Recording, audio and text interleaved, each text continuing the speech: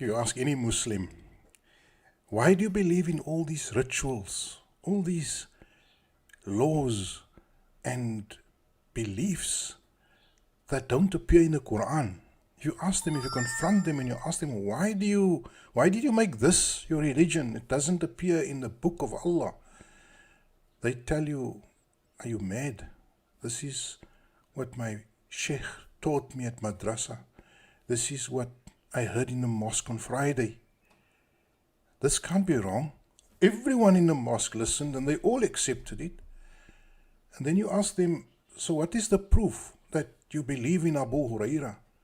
He's not in the Quran. He's not delegated. He's not as-Sadiq. He's not al-Amin. Why do you make his word tantamount to the word of Allah?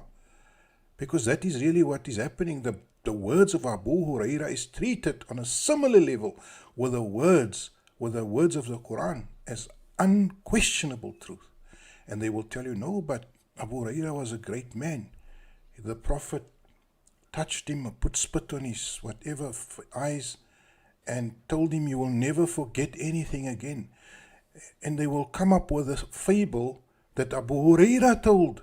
You see, so to believe Abu Huraira's long 5,000 hadiths, it begins by believing Abu Huraira's first story that he made up about the Prophet gave me some magical powers to remember 5,000 hadiths, which is a book this thick.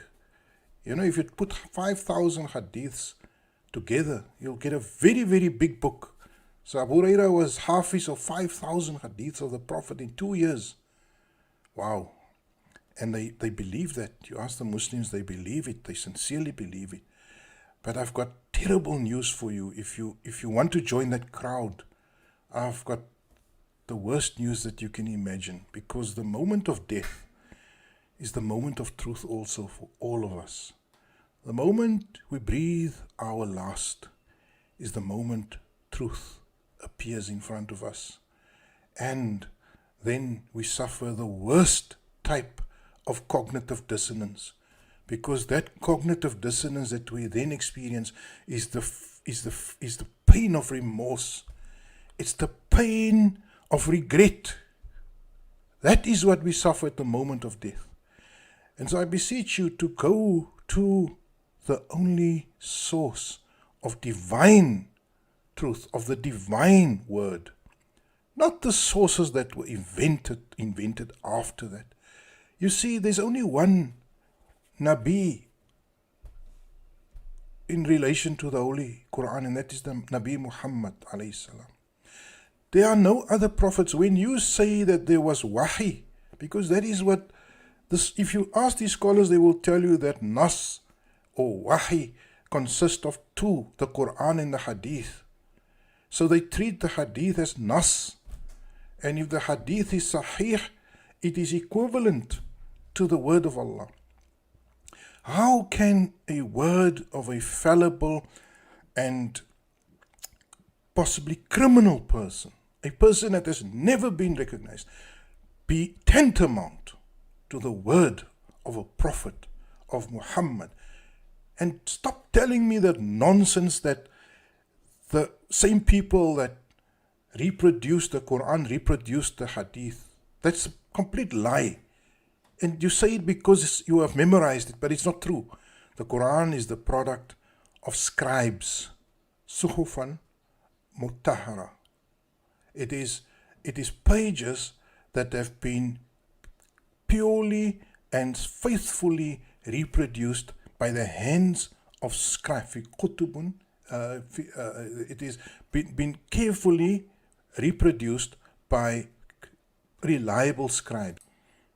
In the words of the Quran, bi-aydi safara, written by the hands of scribes, 80:15, kiramin bararan, honorable and pious and just. Honorable, pious and just. Those are the hands that reproduced and that wrote and recorded the words of the Quran. Not dishonorable, unjust and impious people that have been accused of numerous crimes and greed and theft. So stop lying to yourself by saying that the Quran, the same people that reproduced or transmitted the Quran are the same people that transmitted the Hadith. Yes, those same people also transmitted false Hadith. So are you going to say the Quran is tantamount to false Hadith? Because we know there are false Hadith also transmitted. There are also Jewish or Israeliyat transmitted by that first generation of Muslims. So are you going to say the Quran is tantamount to the Israeliyat, to the Talmudic material that was transmitted? No, the Quran is a unique book. It is the one book that was recorded. It was written. The book itself calls for the recording, for the scribing of important agreements with a future bearing. And so stop lying to yourself. But in closing, I want to show you the verse that will clarify and should wake you up if you still want to cling and if you're still embarrassed to accept Allah's truth. Look at this verse. Now listen very, very carefully to your Lord speaking to you. وَمَنْ أَظْلَمُ مِمَّنِ افْتَرَى عَلَى اللَّهِ كَذِبًا أَوْ قَالَ أُوحِيَ إِلَيَّ وَلَمْ يُوحَ إِلَيْهِ شَيْءٌ وَمَنْ قَالَ سَأُنزِلُ مِثْلَ مَا أَنزَلَ اللَّهُ وَلَوْ تَرَى إِذَا إِلَى الظَّالِمُونَ فِي غَمَرَاتِ الْمَوْتِ وَالْمَلَائِكَةِ بَاسِطُوا أَيْدِيهِمْ أَخْرِجُوا أَنفُسَكُمْ. Who can be more wicked than one who invents a lie against Allah or says, I have received inspiration, when he has received none, or against who says, I can reveal the like of what Allah has revealed. If you could but see how the wicked do fare in the flood of confusion at death. The angels stretch forth their hand, saying, Yield up your souls.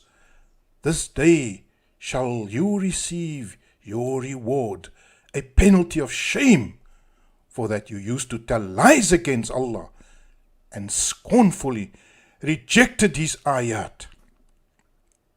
Now, what are the ayat of Allah? What are the ayat of Allah? The ayat of Allah are not hadiths.